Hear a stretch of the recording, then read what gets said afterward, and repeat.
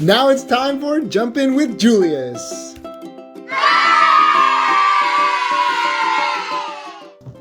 Hello, fellow river lovers. It's me, Julius, with Milwaukee Riverkeeper. Welcome to another episode of Jump In with Julius, our weekly lessons on all things H2O. Living near rivers has lots of benefits and also things to be aware of, such as flooding, which happened just this last week. Flooding happens all along riverbanks and shores, and it's important that we understand why and how it happens. To do that, we need to know how to respect and understand our floodplains that we live in. That's why this week we'll be making our very own floodplain model. Let's jump in. To do this model, you could use the dirt book and bin that we used from our river shape lesson, or you could find ground outside that slopes downhill where you could build a river, like this one. Gather supplies. For supplies, you'll want to gather some models to represent our cities and houses.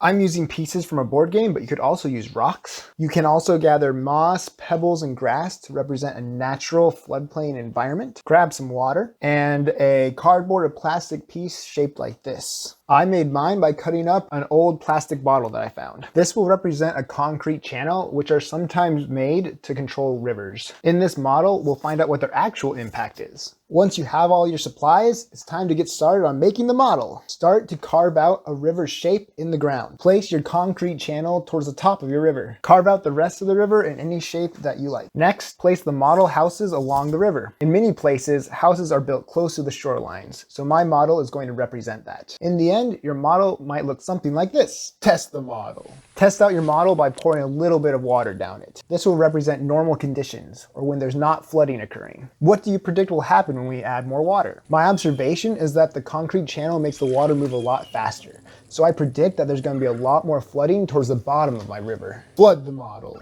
All right, let's test our predictions. Flooding occurs when there's lots of precipitation, so we'll represent that by pouring a lot more water down our river.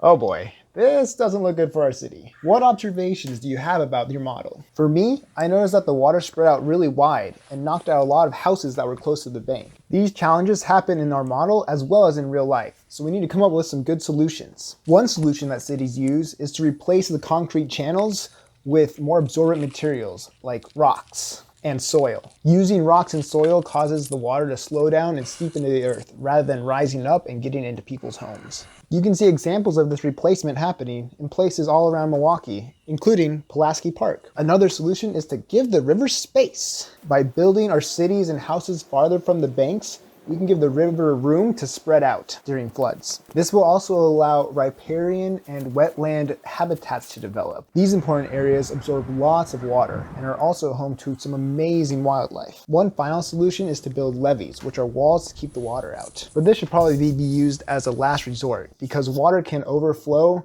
or knock down the levees. Now that we've modeled our solutions, it's time to test them. Pour down the same amount of water from the flooding conditions. Nice, things are looking a lot better. The rocks and soil slowed down the water a lot more. Our wetlands habitat absorbed much of the water. With our houses farther from the banks, none of them got washed away. And any water that spread out too far was blocked by the levees. I hope you learned something cool about floods and floodplains. Remember to take care of each other and our rivers. And I'll catch you next week on Jumping with Julius.